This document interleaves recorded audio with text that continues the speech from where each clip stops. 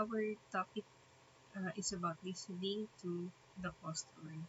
This is the continuation of our last discussion on verbal and nonverbal, but unfortunately, we're not able to continue on the following weeks due to the suspension of synchronous classes. That's why I just decided to just record the remaining chapters for us to be able to catch up with the discussion.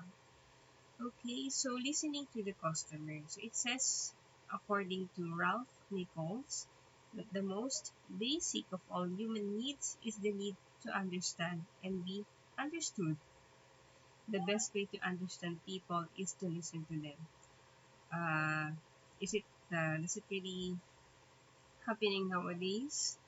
Are we able to understand each other, or are we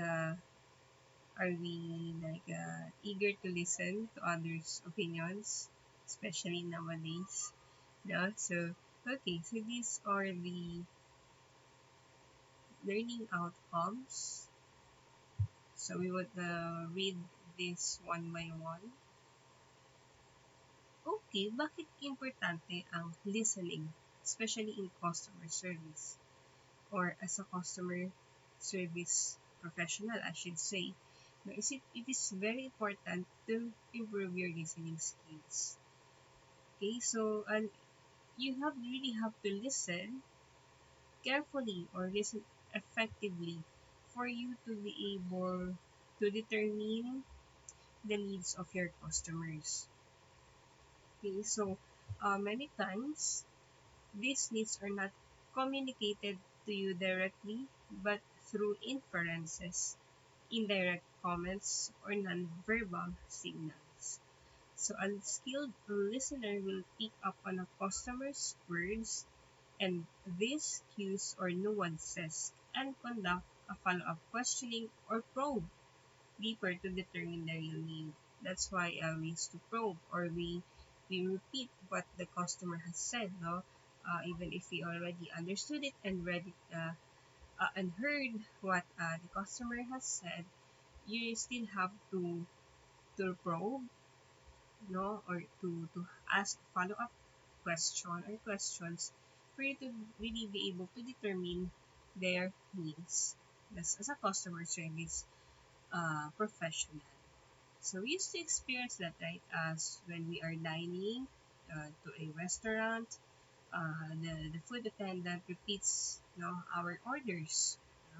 So para mas clear, para um, mas ma-serve yung tamang pagkain sa atin. Hindi siya magkamali. No? So, what is listening? So, listening, it is a process. Hindi na siya basta-basta natin naririnig. It is a learned process. Kaya nga tayo nakikinig. Yan, ngayon, nakikinig kayo. Hopefully, sa akin dinidiscuss. No? Kasi ito ay recorded. No? Sana kung ikaw ay nakikinig, magre-react ka. No? Sa kung ano sinasabi ko ngayon. No? So, actually, listening is an active learned process. Kaya nga tayo natututo dahil kasi naririnig natin at the same time, okay, gano'n. Nag-react tayo gano'n kasi may natututunan tayong bago. It is, as opposed to hearing, this is the physical action of just gathering sound waves through the ear canal. Okay, when you listen actively, you go through a process of various phases. So, nandiyan yung hearing or receiving the message, attending, comprehending or assigning meaning, and responding. So this figure illustrates the process. So first is hearing and receiving the message. So hearing, when you say hearing, it is a passive. Naririnig mo lang, dumadaan sa tenga mo. Passive physiological process of receiving sound waves and transmitting them to the brain. Okay? Doon sa brain natin, siya na yung nag-analyze kung ano yung narinig natin. So, this is just a simple process.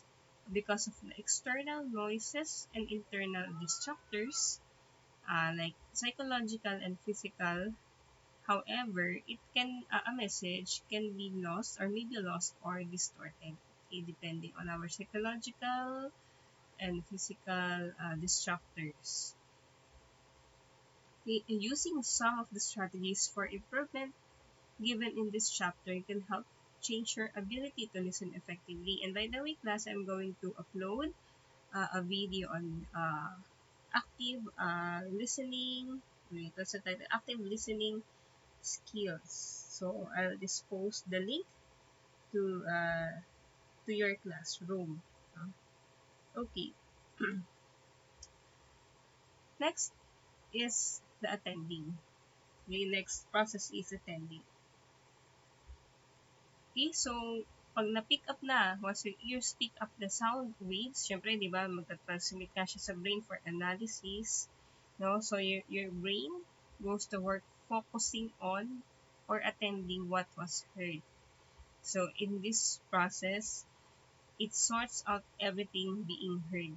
Okay? So, the effort involves deciding what's important to you. So, katulad pag nagdi-discuss yung prof ninyo, for example, ngayon, no? So, narinig niyo ako, pero there are some points lang kung ano yung talagang tatandaan ninyo.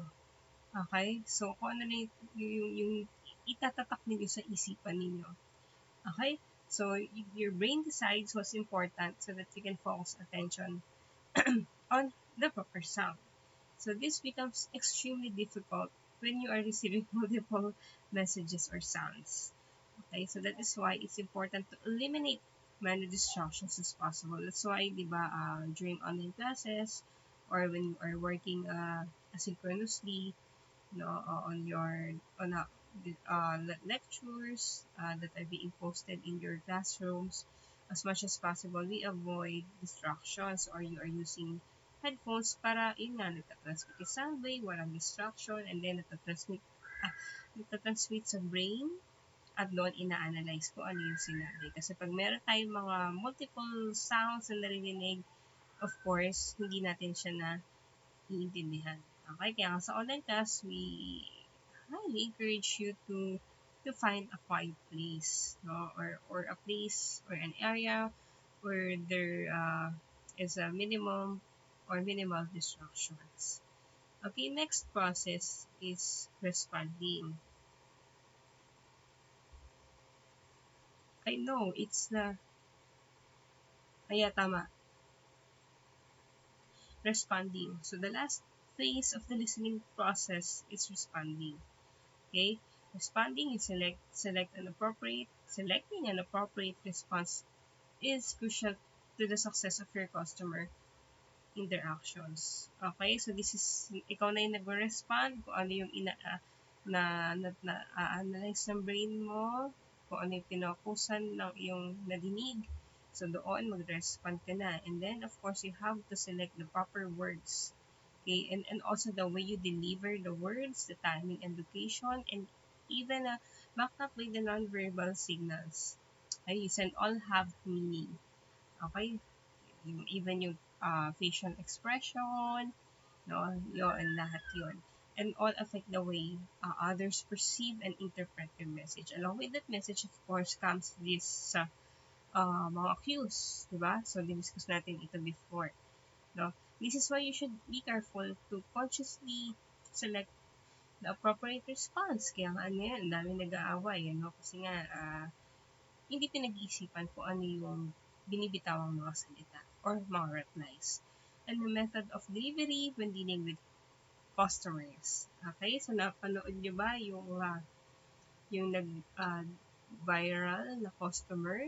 No? Yung kaawa-awang dalawa yun, no? Isa yung sa isang Grab and isa naman yung sa Mang Inasal.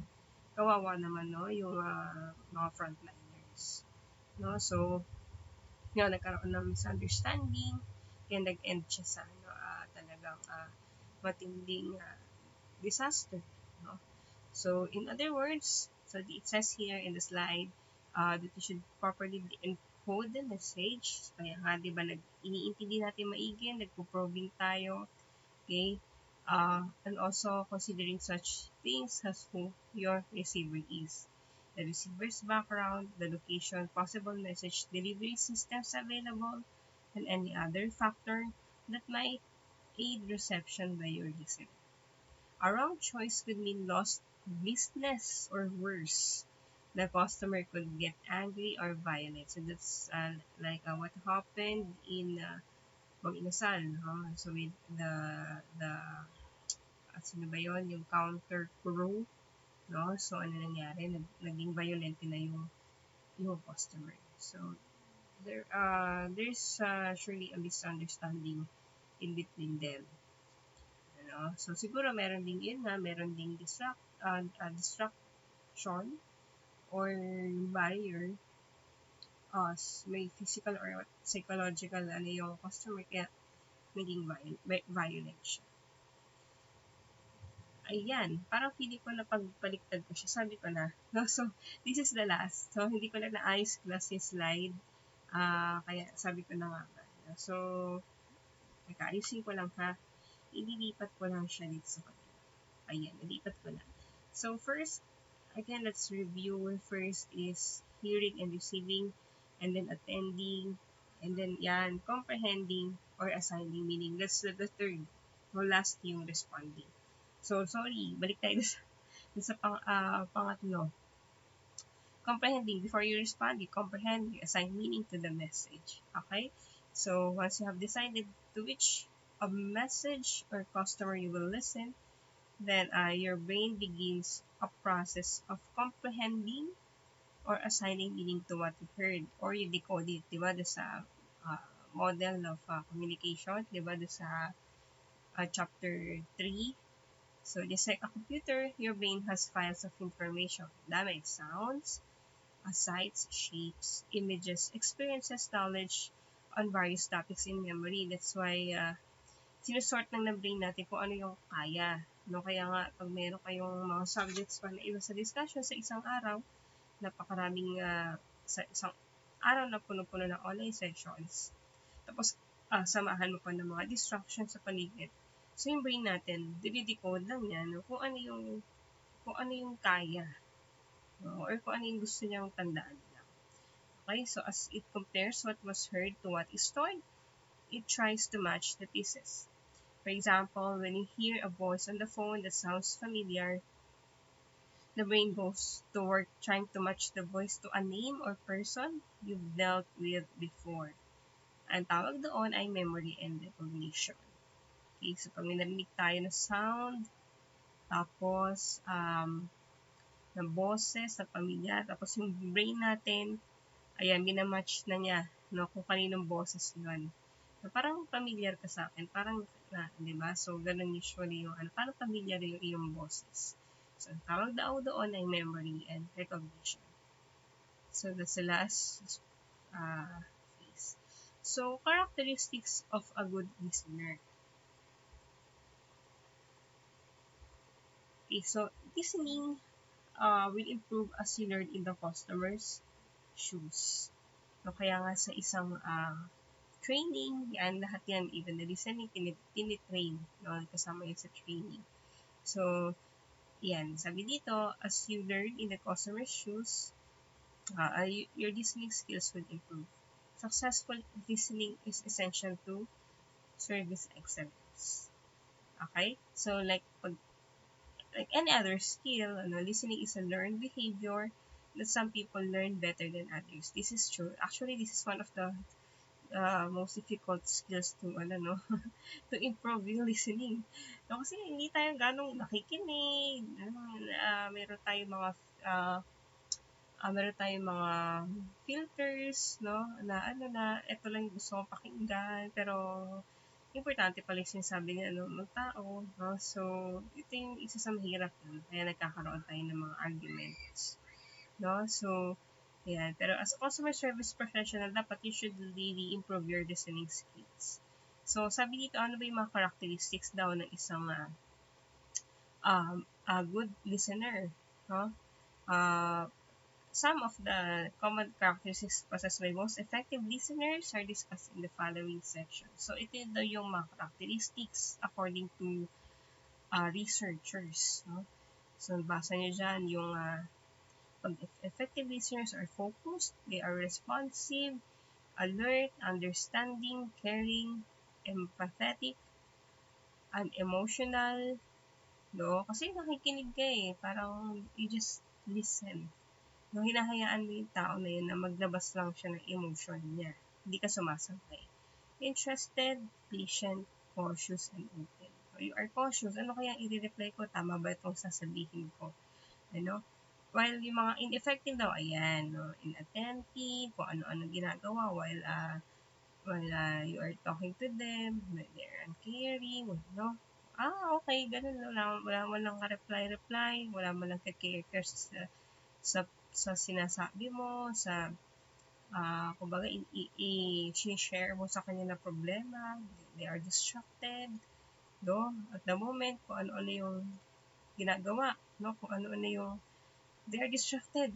Uy, dami ko pang deadline na gagawin, ganun, no? So, unconcerned, insensitive, they are conceited, emotionally involved, no? They are self-centered. Ibig sabihin, emotionally involved, sumasabi sila, no? Like, no? Parang hindi ka nakikinig. Ako nga rin, ganito, ako nga rin. So, ganun, ano? Okay, self-centered, judgmental, disorganized, and defensive. Di ba nakakainis yung ganun pag kami sinasabi ka na parang gusto mo ikaw lang ipapakinggan tapos sasagot niya sa'yo, ako nga rin, di ba? Ako nga rin, ganito. So, parang ayaw mo na lang siyang kausap. Ayan. Next, empathy.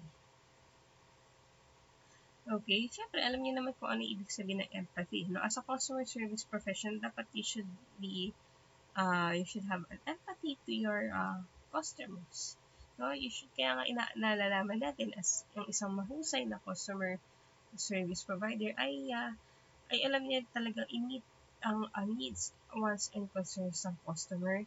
At even pag merong nanyaring complaint, dahil you know how to put yourself in their shoes, na satisfy mo yun, na isusolve mo yun as a customer service provider or a professional.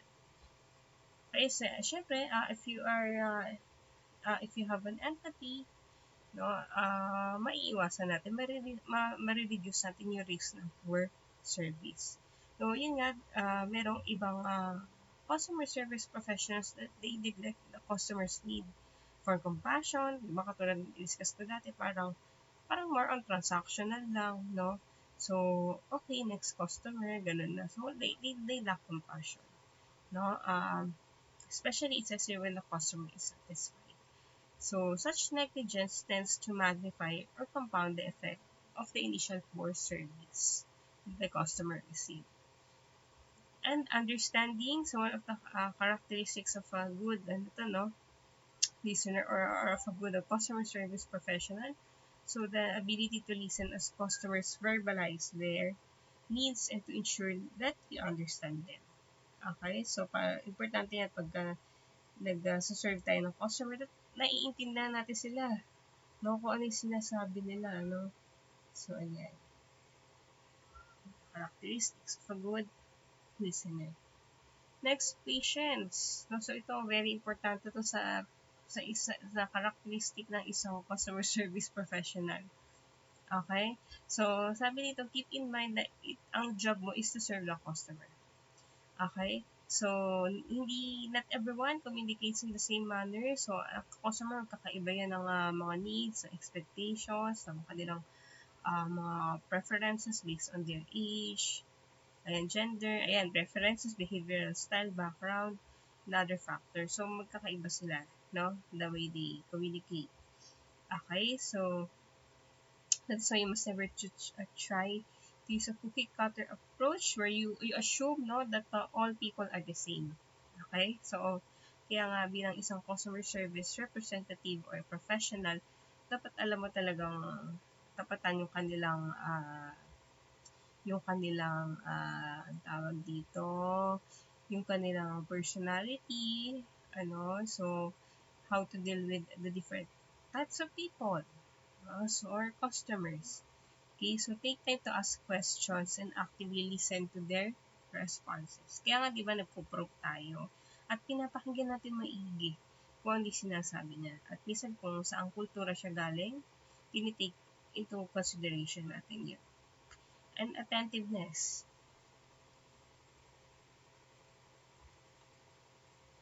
Okay, so attentive, you focus your attention on the customer. Diba? So that's why you can better interpret his or her message and satisfy his or her needs. So, para maano mo, di ba, kahit nga over the phone, di ba, nakikinig ka mabuti, yung attention ko nandun sa customer, no, para ma-interpret mo and at the same time nagpo-probe ka. No? So, attentiveness is often displayed through non-verbal cues. Diba? Diba? O kung nagnanod ka ng head, no? Kahit kausap mo siya over the phone, nagre-react ka ng, diba? Nagnanod ka ng head, katulad ng, mga nagtatrabaho sa BPO, diba? Nagnanod sila ng head kahit nasa telepono sila. Tapos, you smile and using a paralanguage. So, when you are reading, talking on the phone to someone while servicing your customer or doing some other task while listening to your customer, you are not really focusing. So, in fact, your absorption rate will fall to 25% pag meron kang ibang ginagawa. Of listening efficiency category about which disregard nyo na lang which you're at earlier. Okay, so hindi kasi sinama lahat yung slides. So, ayan. Okay, so objectivity. So, in dealing with your customers, you try to avoid subjective opinions or judgments. Diba? Sa evaluation nyo, diba, iniwasan natin yung subjective opinions on your group mates, no, or your teammates. No, if you have a preconceived idea about customers, their concerns or questions, the environment, or anything related to the customer, you could mishandle the situation. No? So, listen openly and avoid making assumptions. So, allow them to describe their needs, wants, or concerns in their own ways. So, about being, nag-assume ka, no? Nagiging subjective ka. Okay, and then analyze them fairly before taking appropriate action. Yeah, the best way talaga is to ask questions, no, and to probe. Yan. So, process of a listening breakdown. So, ang dami. No? So, poor customer service na may result from a breakdown of the listening process. Di ba doon naman talaga? So, yun nangyari sa mga inasal, meron dong problema sa listening process. No? Hindi nagkaintindihan. So, many factors contribute to ineffective listening. Some are internal or in your brain, while others are external and you cannot control them. So, yung nangyari sa mga inasal, no? Baka external and hindi makontrol, no? So, the key is to recognize the actual and potential factors that can cause ineffective listening and strive to eliminate them. The factors discussed in the following sections are some of the most common. So, when you say personal obstacles, so these are so individual factors that can limit performance or success in life. Diba? So, example na personal obstacles, disability, lack of education, attitude, and biases. Okay, so yan. So, bias, yan, isa sa mga personal obstacle, bias. So, yung sarili mong opinions, beliefs about a specific person, group, situation, or issue can sometimes cloud your judgment. Diba? Na-experience natin lahat yan, ano? So, minsan tayo na nagiging bias, no? At on our ability to listen objectively. So, because we are biased, wala. Hindi natin, kung ano lang yung perception natin, no? Or paniniwala natin about that specific person. Yun lang yung paninigan natin. And then, na-judge na natin kung ano yung iba pang sinasabi niya, no? So, these biases may result in preconceived and sometimes incorrect assumption. And as a customer service professional, it can lead to service breakdown, complaints, angry or lost customer, or even violence. Yung nangyari sa inasal, violence yun. Sa example pa lang. Next is psychological disruptors. Okay, so your psychological states can impede effective listening. So, yun nangyari again, mag-inasal lang ganun kasi example, probably may psychological problem yung tao, no? So, yan, short-tempered siya, no? Or meron siyang angry, untamed anger, no? Mahina, siya, poor, kailangan niya ng anger management, no? So such as being angry or upset or simply not wanting to deal with a particular person or situation may effectively or may negatively affect your listening. So sabi dito, no, think about a time when you had a negative call or encounter with a customer or someone else. So yung mga working dito sa customer service profession. Isipin nyo, no, yung encounter na naging negative kasi ayun nga, na-frustrate ka at nagalit ka. So did your mood and possibly your voice tone change as a result? Did that emotion then carry over and affect another person later? So think about a time when you had a negative call or encounter with a customer or someone else and you became frustrated or angry. Okay, so ayan. Okay, so psychological distress. Next, physical conditions. So when you say class, psychological disruptors, it refers to mental factors that can cause a shift in focus in interacting with others. So examples are the state of health and personal issues. Okay, physical condition. Okay, so another internal factor that can contribute to or detract from effective listening is your state of wellness. Na di ba minsan pag tayo ay may sakit, may lagnat, di ba? We're not feeling well, especially nitong past 2 weeks, no, nang suspend kasi nga sure that we will not be able to absorb all the information that our professors are discussing, no? Kasi tayo masama pakiramdam. Kaya nga, di ba, minsan pag masama pakiramdam mo, nagpapaalam ka na hindi ka makakapasok. Kasi nga, it can affect your listening ability. No? Kaya, nagpapaalam ka na hindi ka na muna makakapasok. No? So, ayan. Okay? Kahit naman sa trabaho, di ba? So, okay. Basta hindi anything na hindi mo kaya din makapakinig at hindi ka makakafocus. Ayan, hindi pwede kang makaano na communication kasi ang dyan no? Important. And a circadian rhythm. So when you see class, a circadian rhythm, this is the physiological 24-hour cycle associated with the Earth's rotation, that affects metabolic and sleep patterns in humans as they displaces light. Okay, so ito yung parang yung may mga tao na ito yung mas nagpe-perform tayo sa kung ano oras sa isang araw or kung ano, is it daytime or nighttime.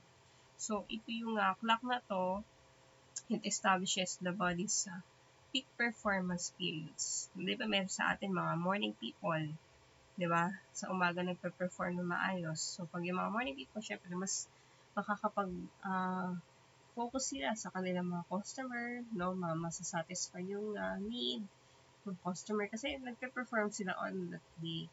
While the others naman, yung sa gabi. Kaya nga yung mga call center agent, so usually mas nagpe-perform sa gabi kaya mas na satisfy nila or mas na asikaso nila yung concerns ng kanilang customer. Okay, so usually morning person, no, or night owl, nocturnal. So kasi doon sila mas nagpe-perform, mas nagiging productive. And preoccupation. Syempre, if you are preoccupied, no, with personal issues, personal factors, relationship, family problems, schooling, no, or stress because of issues at home. So, yung magiging talaga yung maapektuhan yung listening capability or activities. Yan. So, dahil dyan, ayan, hindi siya nakakapagtrabaho ng maayos. So, hindi ka makakapag-focus sa needs and expectations ng customer mo and your other job tasks. Okay? It can frustrate, of course, you and your customer, no? So, kaya nga, di ba, sa professional pagiging customer, ang tawag dito? Customer service or customer provider, no, mga frontliner, kailangan you have to leave your problems at home. No? So, ayan.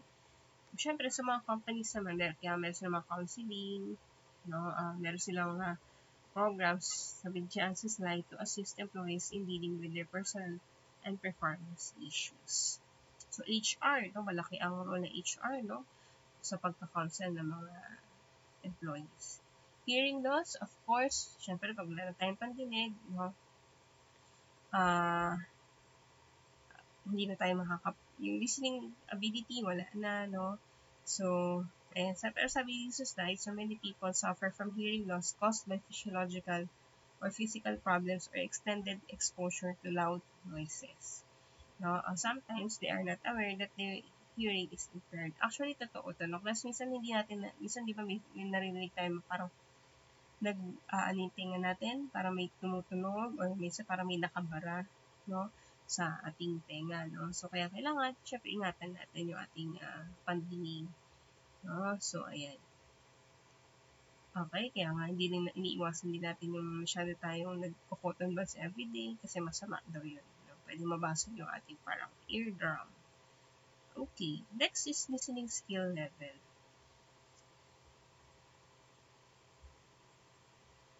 Okay.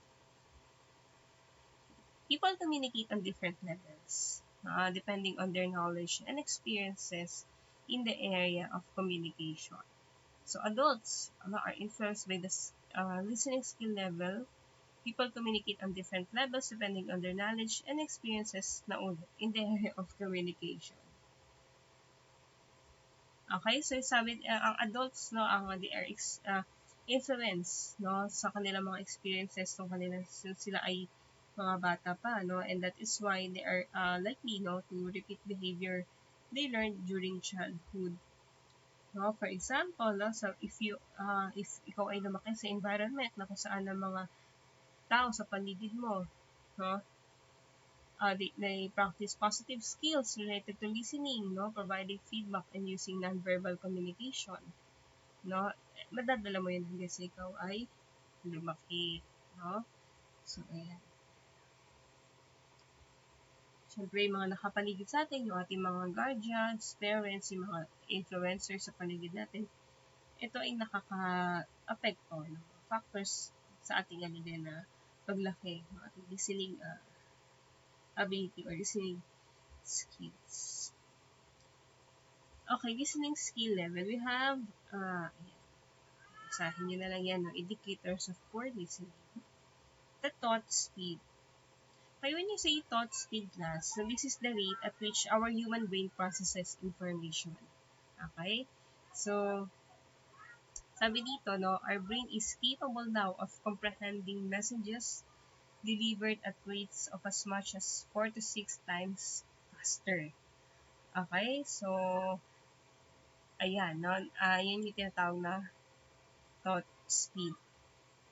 No? So, kaya, di ba, ang bilis natin no? Parang mag-react din, no? Yan, okay? So, sabi dito, the speed at which the average adult speaks. Kaya di ba, ang bilis natin mag-react kasi ganun pala kabilis. No? Yung yung process ng information. So, nag-react na, ang bilis natin mag-react, no? So, in the United States, though, this rate is approximately 125 to 150 words per minute, while in other countries or cultures, this rate might vary. Okay, yung naman class, no, ang tawag naman sa difference sa rate at which our human brain can receive and process information and while at the same time, we speak, ang tawag yung lag time. Okay, so, This is the lag time or the listening gap. So this is the difference between the two rates, and during which our mind is actually momentarily idle or focused on another activity. Okay, di ba minsan may time na gano'n na we're listening, meron tayong ibang ginagawa. Pero although nakikinig pa rin, pero meron din tayong ibang activity. So, minsan yung nag-stop tayo, ano nga ulit yung sinabi mo? Lag time or na-listening. So, pakiulit nga, no? So, pero nakikinig pa rin tayo. Okay? So, pwede rin minsan, nagde-daydream ka. Minsan pag bumalik ka na sa ulirat mo, oy, ano nga ulit? Diba? So, gumagano tayo. Kaya syempre, hindi mo pwede gawin yan, no? Pag ikaw ay customer service professional. Kailangan talaga nakafocus ka sa iyong customer. Pinapakinggan mo yung key points. Kaya you ask pertinent questions and you respond appropriately. Okay? So, para maiwasan yung katulad ng nangyari doon sa video na pinakita ko sa inyo before. And faulty assumptions. So, minsan ganyan tayo, no? So, faulty assumptions in customer service, no? And this is where a service provider, projections made about underlying customer message meanings based on past experiences. Okay, so ikaw, because of your past experiences or encounters with others, iisipin mo na ganun din yung mangyayari sa encounter mo with this particular customer. Okay, tandaan mo that each customer in each situation is different and should be regarded as such. Okay, because you had a certain experience with one customer doesn't mean that you will have a similar experience with another. So, tandaan mo again, iba-iba ang customer. Okay, so sabi dito sa example, just because one customer lies about an issue with your product or services doesn't mean that everyone who complains is lying. No, hindi nagsisinungaling ka lang katulad ng dating yung customer noon, no? Hindi dapat tayo gumagawa ng faulty assumptions. So, take the time to effectively gather information in each customer encounter. Kaya nga, di ba, kaya kinaklarify maigi. Okay, so, ayan, and we have external obstacle. Okay, you cannot remove all barriers to effectively listening, but you should still try to reduce them when dealing with customers. Hindi na natin maiwasan, lalo pa yung pandemya, napakaraming barrier, di ba? Physical, natin, di ba? Yung mga barriers, di ba? Tapos mask tayo parehas, kaya talagang nakaka-apekto talaga sa ating listening capability. So, some typical examples of external obstacles include the following. Ayan, information overload. Okay, kayo, mga estudyante, no, we used to, actually, lahat tayo, we used to be overloaded with lots of information from many sources. No? So, mapa Facebook, TV, television, from other people, and in a variety of public places. Okay, so sabi dito, in many instances, you spend as much as 5 to 6 hours a day listening to customers, coworkers, family members, friends, and strangers. Kaya nga, imagine, dyan pa lang, okay? 5 to 6 hours. What for pag meron pa mga lecture? Okay, mga lecture. Kaya tayo na info overload. Okay, kaya hindi na natin na, minsan pag patapos na yung araw ng full day na klase natin, di ba, hindi na natin naiintindihan. So, minsan hindi na tayo talaga nakikinig kasi ayaw na i-process ng brain natin. So, ayaw na niya i-process. Then, other people talking. So, alam niyo naman na yan, no? Other people talking. Okay, so it is not possible for you to give your full attention to two customers simultaneously. Okay, one at a time. No, one at a time. Diba? So, kaya pagkasabay sila ng may concern, ay ma'am, wait na po, I'll be submitting a video in just a moment. Nauna lang po siya.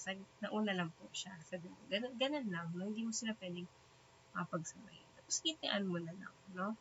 So, may mga customer naman na very considerate. Okay, so hindi pwede pagsabay. So, ringing, yan, lumiit na yung aking letters pagdating dito. So, ringing phones, ayan. Okay, so you really have to focus on your customer, office and maintenance equipment, yung mga noisy printers, computers and photocopying machines, speaker phone, no? And yeah, meron tayong mga physical barriers. Okay, meron tayong mga physical barriers. Okay, so hindi na natin masyadong, yan, close, no? Yan. Yung mga physical barriers. Ayan. Okay, then, additional obstacles to effective listening. Okay, in addition to the issues you just read, or just we have discussed, customers themselves can negatively affect communication. Yan, yung sa mga inasal na naman, ano, through their inability to convey a message to you. Okay, so, although it is specifically a listening issue, if customers are unable to deliver their message effectively, you may be unable to receive and properly analyze their meaning. Okay, no amount of dedication and effort on your part will make up for a language barrier. Okay, language barrier, a disability, speech or physical, that limits speech and nonverbal body language, or poor communication skills. Okay? So, wala na tayong control doon as a customer service provider. Okay, so in these situations, it is often necessary though to seek out others to help, mga translators or signers, or to use other means of communication by using your hand gestures, or written or symbols, or even a text telephone. Pwede tayong isulat. Kaya yung mga hindi na natin na kayang control yung mga ganun na pagka tao ay talaga siyang disability or may problema mismo sa pag-iisip, no? So, kailangan na natin ng tulong ng ating manager so para makapag-deal sa tao na yun. So, strategies to improve effective listening. So, ayan yung mga ano, no? So, stop talking. Siyempre, lagi ka lang makinig. Huwag ka mag-i-interrupt sa kanya. Okay, just allow that person to talk and you just listen, and after that person stop talking, then it's now your time to probe, ask questions, clarify, no, and then okay? Tapos,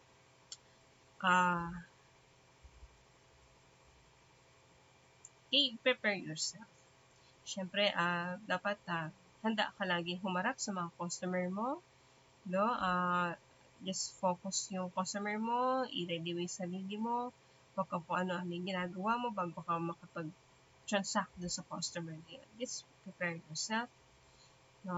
Ready ka dapat. And listen actively, so nandiyan yung mga ways paano ka talaga makikitaan that you are listening actively. You smile, do not interrupt. Ayan, basahin nyo na lang yan, class.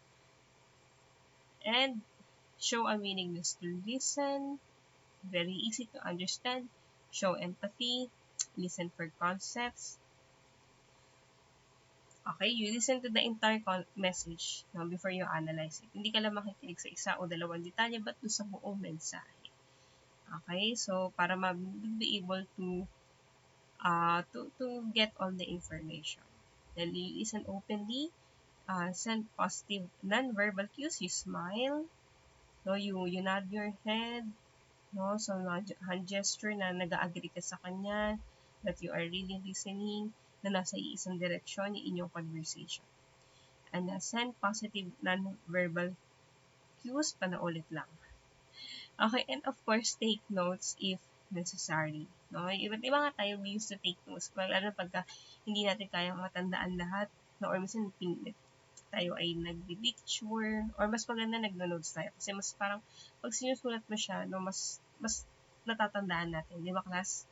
No, kaya mas okay pa rin dati pag nagsusulat tayo habang nakikinig, mas natatandaan natin at mas naiintindihan natin yung lesson. Okay? Sige, class. Thank you for listening. After this, we'll now proceed to the next chapter. I hope you will listen as you may will have a quiz probably. Thank you.